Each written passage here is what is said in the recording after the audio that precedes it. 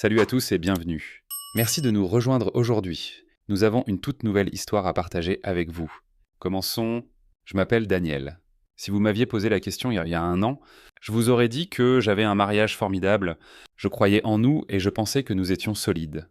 Ces dernières années, je me suis concentré sur la construction de notre avenir. J'avais une entreprise qui décollait enfin et je l'élargissais à de nouvelles villes. Cela signifiait beaucoup de voyages. Parfois des jours, parfois des semaines, mais je le faisais pour nous. Je pensais que ça en valait la peine, mais la vie a une drôle de manière de vous mettre à terre, juste quand vous pensez que tout va selon le plan. Le jour où mon monde s'est effondré, la vérité m'est apparue d'elle-même et m'a frappé plus fort que je n'aurais jamais cru possible. J'étais en déplacement, et tout se passait bien. Les réunions d'affaires étaient productives, les contrats se concluaient, et je pensais déjà à rentrer pour passer du temps avec ma merveilleuse femme. J'étais épuisé mais satisfait, sachant que chaque heure passée dans cette entreprise visait à sécuriser un avenir meilleur. Puis, mon téléphone a sonné cet après-midi-là. C'était Marc, un ami de longue date. Mais sa voix c'était différente, hésitante, mal à l'aise, puis il a parlé, et tout a changé. Daniel. Écoute, mec, je ne savais pas si je devais t'appeler, mais je ne peux pas garder ça pour moi. Je viens de voir Sophia sortir d'un hôtel avec un autre homme. Pendant quelques secondes, je n'ai rien dit. Mon esprit peinait à comprendre ce que je venais d'entendre. Peut-être avais-je mal entendu, peut-être y avait-il une erreur. Mais Marc n'était pas du genre à plaisanter sur ce genre de choses. J'ai pris des photos. Daniel. Je ne savais pas si je devais... Mais j'avais un mauvais pressentiment. Je te les envoie maintenant. Un instant plus tard, mon téléphone a vibré. Mes doigts étaient raides lorsque j'ai ouvert le message. Et là, il y avait Sophia, ma femme, sortant du hall d'un hôtel. Elle n'était pas seule. Un homme était juste à côté d'elle. Je n'ai toujours pas réagi. Je n'ai pas appelé pour lui crier dessus. Je suis resté là, à fixer les images sur mon écran. La vérité me regardait en face. Mais une partie de moi voulait encore croire qu'il y avait une autre explication. Daniel, tu es là. La voix de Marc m'a ramené à la réalité. Ouais, je suis là, ai-je répondu, me forçant à paraître calme. Mec, je ne voulais pas être celui qui te le dit, mais tu devais savoir, j'ai hoché la tête pour moi-même, bien qu'il ne puisse pas me voir. Je n'étais pas en colère contre Marc. Au contraire, j'étais reconnaissant. Il ne me devait rien, mais il l'avait fait quand même. Et au fond, je savais qu'il avait raison. J'avais besoin de savoir. Mais maintenant que je savais, que diable étais-je censé faire? Je suis rentré plus tôt que prévu. Je n'ai pas appelé ni envoyé de message. J'ai juste franchi la porte d'entrée. Sophia était dans la cuisine. Fredonnant doucement en coupant des légumes, elle s'est tournée. M'a vu et a souri. Comment a été ton voyage? Sa voix était légère. Je me suis forcé à rester calme, hochant la tête, prétendant que tout était normal, répondant de manière désinvolte. Je l'observais bouger dans la cuisine, la laissant parler, attendant le bon moment, puis, quand elle s'y attendait le moins, j'ai dit « Déverrouille ton téléphone ». Le silence s'est abattu sur la pièce. L'air est devenu épais, lourd de tension non dite. Son sourire s'est effacé, mais s'est vite reprise, laissant échapper un petit rire. Quoi? Pourquoi? Elle a essayé de rendre ça ludique, mais j'ai vu ses doigts trembler. Je n'ai pas répondu. Je l'ai juste regardée, attendant. Elle a secoué la tête. Daniel. Voyons, c'est ridicule. Déverrouille-le. Ma voix était calme et ferme. Pas de colère, juste une exigence. Elle a croisé les bras, forçant un autre rire nerveux. Tu ne me fais pas confiance après toutes ces années. Je n'ai pas discuté. J'ai tendu la main, pris son téléphone et l'ai tenu entre nous. Son visage s'est vidé de toute couleur. Déverrouille-le maintenant. Ou je te jure que je franchis cette porte et je ne me retourne jamais. Pendant un moment, elle n'a pas bougé, elle m'a fixé, cherchant une échappatoire, mais il n'y en avait pas. Elle le savait, je le savais. Ses mains tremblaient lorsqu'elle a pris le téléphone, ses doigts hésitant sur l'écran. Puis, finalement, elle a cédé, l'écran de verrouillage a disparu. La première chose que j'ai vue était une série de messages non lus, certains d'un contact enregistré, d'autres d'un numéro inconnu. J'en ai ouvert un, puis un autre, et encore un autre. Tout était là. Des messages explicites, des photos, des vidéos, des choses que je n'aurais jamais imaginé que ma femme envoie à un autre homme. Le plus douloureux, c'est que ma femme m'envoyait parfois des photos d'elle, certaines explicites, pour me rappeler ce que j'avais à la maison. J'ai découvert qu'elle les envoyait aussi à cet autre homme.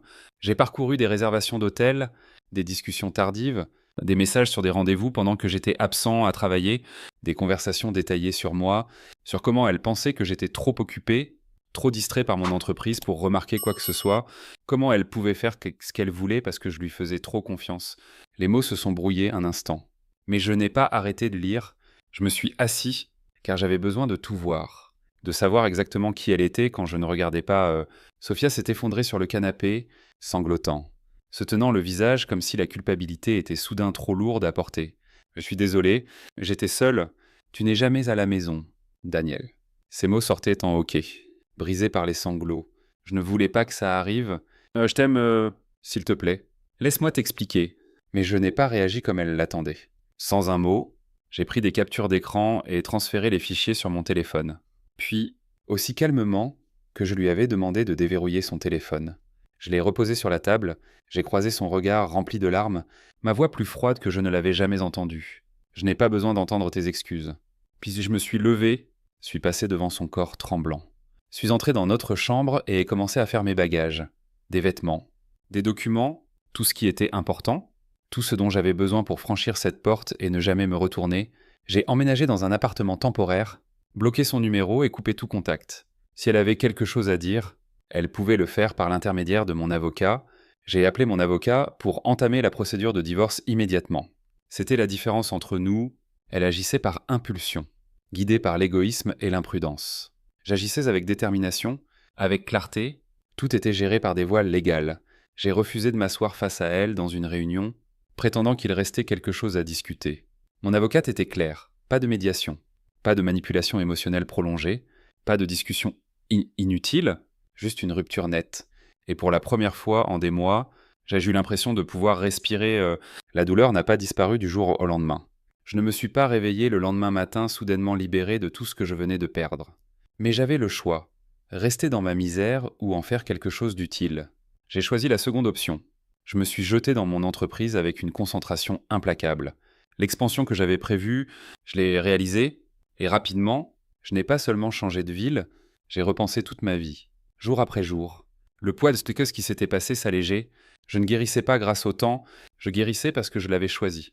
Des mois ont passé, et un matin, en me regardant dans le miroir, je reconnaissais à peine l'homme qui me regardait, plus fort, plus intelligent, plus riche. À ce moment-là, le divorce était presque finalisé.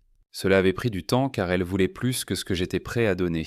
Et le meilleur, je ne ressentais plus rien pour elle, ni colère, ni tristesse, ni amour, juste de l'indifférence. Et l'indifférence, mes amis, est la meilleure revanche. Après des mois de silence, à reconstruire ma vie de zéro dans une autre ville et à apprendre à respirer sans le poids de la trahison qui m'écrasait. Elle est revenue, il était tard. Bien après le dîner, j'avais fini de travailler, pensant déjà à une douche chaude et à dormir. Quand j'ai entendu frapper à la porte, je n'attendais personne. Pendant un instant, j'envisageais d'ignorer, mais quelque chose m'a poussé à vérifier. J'ai ouvert la porte. Et elle était là, Sophia. Elle se tenait sous la lumière tamisée du porche, les yeux rougis et gonflés, des larmes striant son visage. Mais ce n'était pas ce qui m'a déstabilisé. C'était son ventre, rond, lourd, enceinté. Pendant quelques secondes, aucun de nous n'a parlé. Je l'ai fixé, l'esprit vide, le corps figé, puis elle s'est effondrée en sanglots. Entre hoquets et larmes, elle m'a dit qu'elle avait fait une erreur, qu'elle avait passé des mois à pleurer, hantée par la culpabilité, à me regretter, souhaitant pouvoir tout effacer. Elle jurait qu'elle ne m'avait jamais cessé de m'aimer, qu'elle était perdue et confuse, que la solitude l'avait poussée à faire des choix stupides. Et puis, le coup final. Daniel. C'est ton bébé ? Elle l'a dit comme une bouée de sauvetage, comme si elle croyait vraiment que ces mots me ramèneraient à elle. Elle voulait une autre chance, que nous soyons une famille à nouveau. Elle promettait qu'elle serait fidèle cette fois, qu'elle avait changé. Je l'ai écoutée, l'œil observé, et pendant une fraction de seconde, j'ai presque eu pitié d'elle. Mais je me suis rappelé pourquoi elle était là. Elle n'était pas là parce qu'elle m'aimait, ni parce qu'elle regrettait de m'avoir blessé. Elle était là parce qu'elle avait besoin de quelque chose. Je l'ai laissé finir. Déverser chaque excuse, chaque promesse, chaque phrase soigneusement élaborée pour toucher mon cœur. Et quand elle a enfin arrêté, me regardant avec des yeux pleins d'espoir et de larmes, j'ai simplement hoché la tête et dit « Zaka, faisons un test ADN ». À l'instant où ces mots ont quitté ma bouche, son visage a changé. Les larmes ont cessé, la panique s'est installée. Quoi ? Elle a laissé échapper un rire nerveux, secouant la tête. « Daniel, comment peux-tu me demander ça? Tu penses que je mentirais sur une chose pareille ?»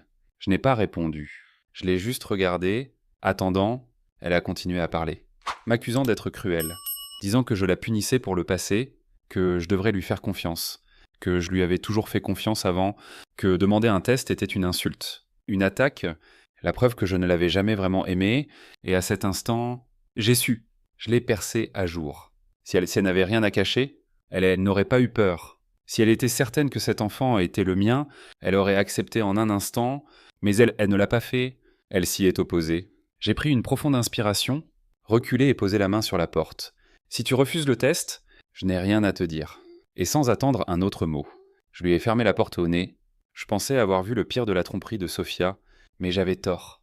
Des mois après l'avoir renvoyée, après avoir clairement dit que je ne voulais plus rien avoir avec elle ni sa soi-disant grossesse, elle est passée à la vitesse supérieure, sans prévenir. J'ai reçu une assignation en justice. Elle me poursuivait, prétendant que j'abandonnais mon enfant, le même enfant pour lequel elle avait refusé un test ADN. L'ironie ne m'a pas échappé. Sophia s'est peinte comme la victime ultime. Elle a raconté au tribunal comment j'avais cruellement rompu avec elle quand elle avait le plus besoin de moi, comment j'avais refusé d'assumer mes responsabilités, la laissant souffrir. C'était une histoire larmoyante bien ficelée. Je dois le reconnaître. Elle a pleuré, reniflé, et joué son rôle à la perfection. Pour quelqu'un qui ne savait pas, elle ressemblait à une femme trahie, qui avait aimé trop profondément et avait été abandonnée par l'homme en qui elle avait confiance. Mais il y avait un problème, elle mentait. Ce qu'elle n'avait pas réalisé, c'est que je n'étais plus l'homme qu'elle avait autrefois manipulé. J'avais l'argent, les ressources et surtout la volonté de me battre. Alors, j'ai fait ce que tout homme dans ma position ferait. J'ai engagé les meilleurs avocats de la ville. Ce n'étaient pas n'importe quels avocats, c'était des professionnels qui avaient bâti leur carrière en démontant les conjoints manipulateurs au tribunal, et Sophia n'était qu'un autre cas pour eux. Le procès a été brutal. Mon équipe juridique n'a pas perdu de temps. Démantelant intégralement son dossier, ils ont présenté chaque preuve, ses liaisons, son refus de faire un test ADN, ses tentatives flagrantes d'extorsion. Ils ont révélé comment elle avait essayé de manipuler le système judiciaire, tournant le récit pour se faire passer pour la victime, alors qu'en réalité, c'était elle qui avait détruit notre mariage. Chaque mensonge qu'elle a raconté était contré par des faits concrets. Chaque performance dramatique était accueillie par une vérité indéniable. Quand mes avocats en ont eu fini, qu'il n'y avait aucun doute sur qui était vraiment Sophia, la salle d'audience, autrefois remplie de murmures compatissants pour la femme enceinte abandonnée, était maintenant pleine de chuchotements sur sa tromperie. Elle n'avait aucune défense. Aucun moyen de justifier ses actions. Elle était venue au tribunal dans l'espoir de me ruiner. Mais au final, elle ne s'était ruinée qu'elle-même. Le juge n'a pas seulement statué en ma faveur. Il est allé plus loin. Une ordonnance de cesser et de s'abstenir a été émise contre elle, lui interdisant de me contacter de quelque manière que ce soit. Elle avait perdu publiquement, et il n'y avait pas de retour en arrière possible. En quittant le tribunal, j'ai réfléchi à tout. J'avais eu pitié d'elle quand elle était venue à ma porte, plaidant pour une autre chance. Mais après tout ce qu'elle avait fait, tous les mensonges, la manipulation, et l'audace de me poursuivre en justice pour un enfant qu'elle refusait même de prouver être le mien. J'étais juste heureux de ne jamais l'avoir laissé revenir dans ma vie. Au bout du compte, toute cette expérience m'a appris une chose. Ne laissez jamais la culpabilité ou la manipulation vous faire douter de votre valeur. Quand quelqu'un vous montre qui il est, croyez-le.